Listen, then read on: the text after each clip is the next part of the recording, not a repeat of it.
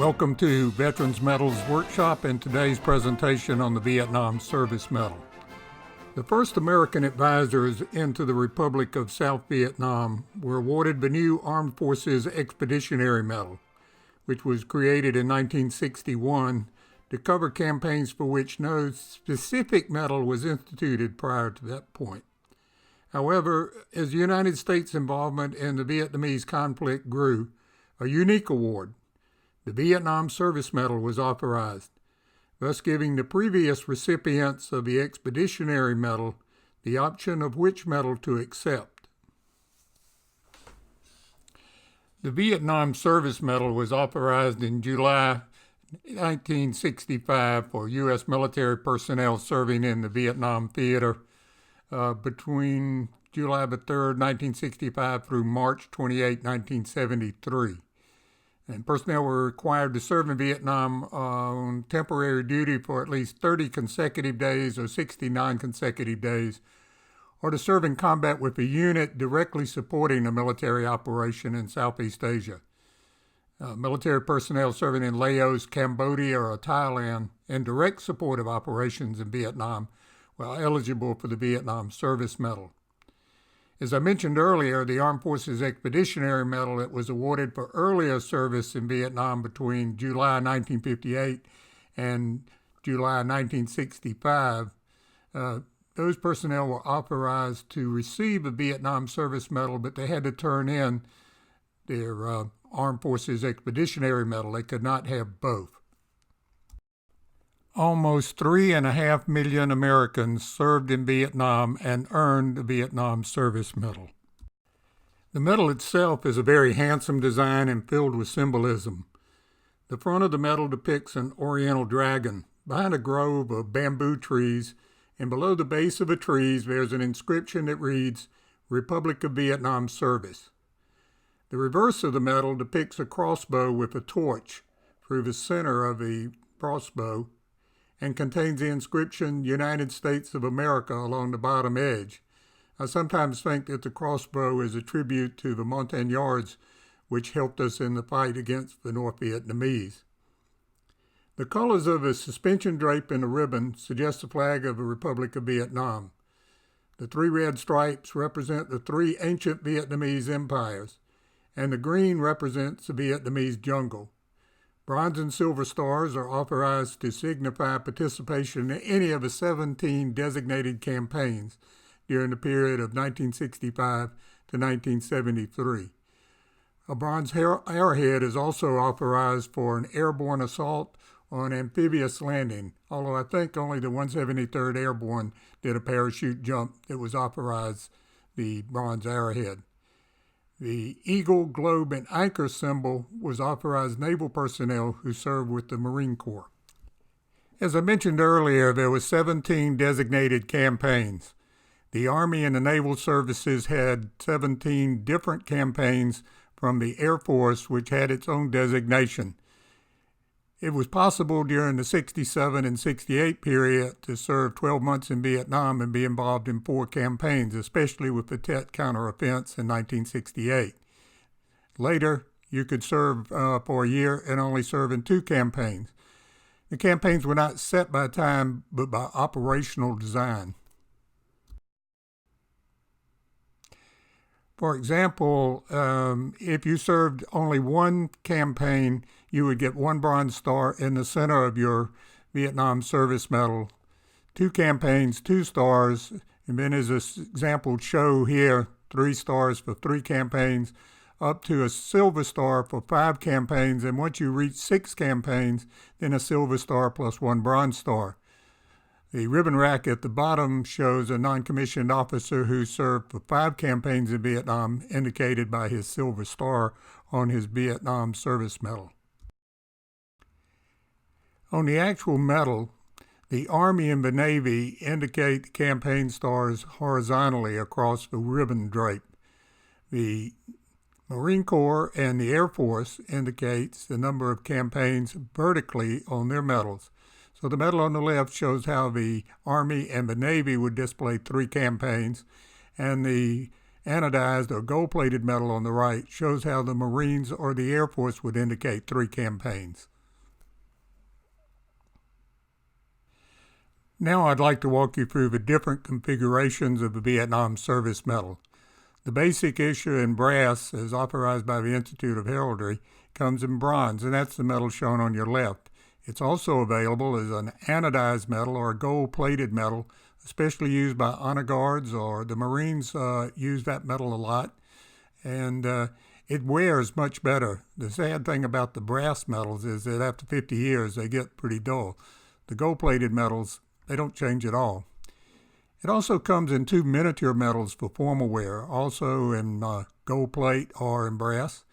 And in addition to the regulation ribbons, one shown with a silver star to indicate 5 campaigns and one shown blank.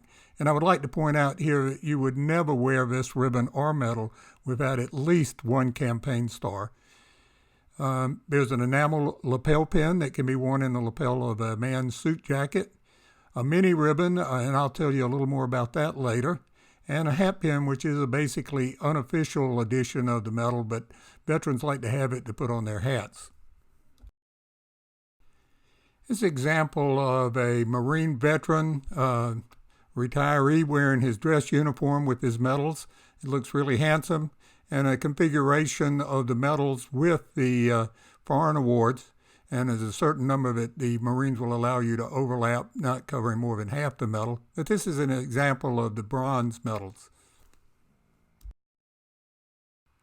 Another way for veterans to display their Vietnam Service Medal is shown on the left, where these miniatures are worn on a blazer to include the other decorations and service medals that the veteran has won.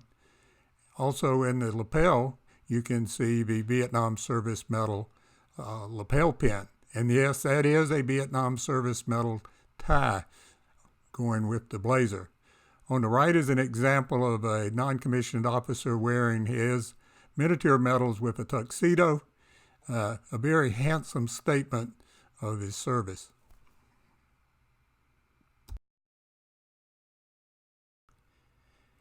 Here's an example of the miniature ribbons I mentioned earlier. On the right is a portrait of General Marshall during World War II, wearing all of his decorations with mini ribbons. On the left is a veteran wearing his Vietnam Service Medal and other decorations with mini ribbons on the lapel of his jacket. It's kind of a neat way to do it. You don't see it very often, but it is available.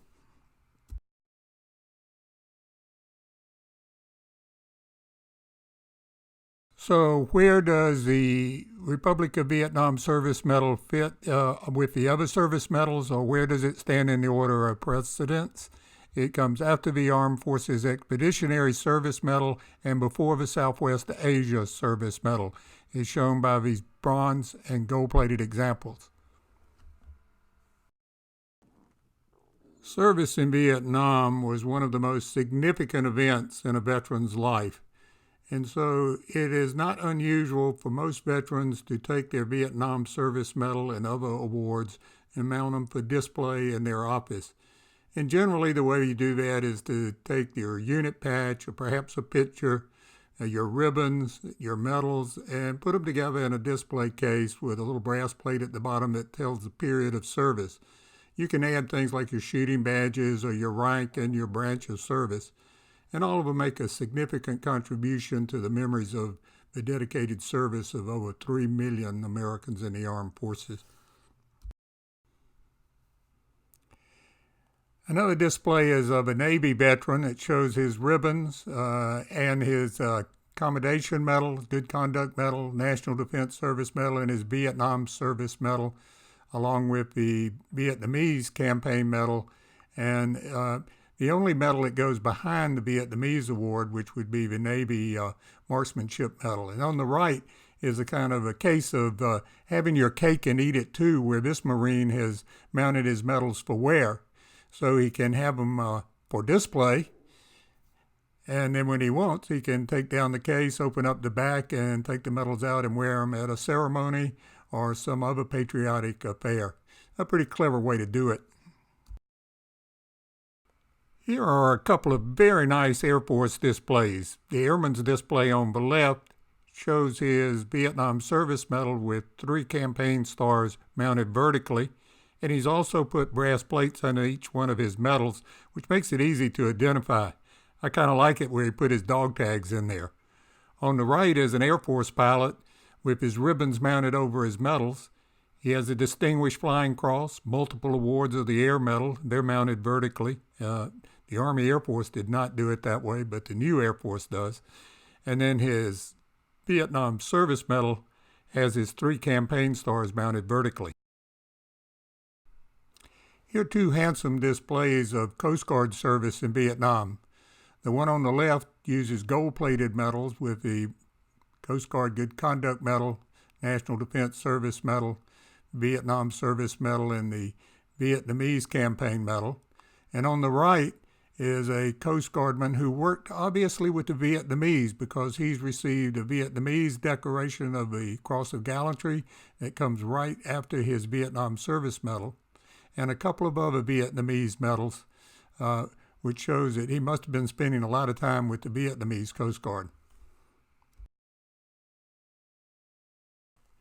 I hope this told and illustrated the story of the Vietnam Service Medal that our country awarded over 3 million American veterans for service in Vietnam. If you'd like any more information on decorations, medals, and badges of the armed forces, it's available in one of the books shown on this page. They're all at Medals of America Press or on Amazon. Thank you for watching.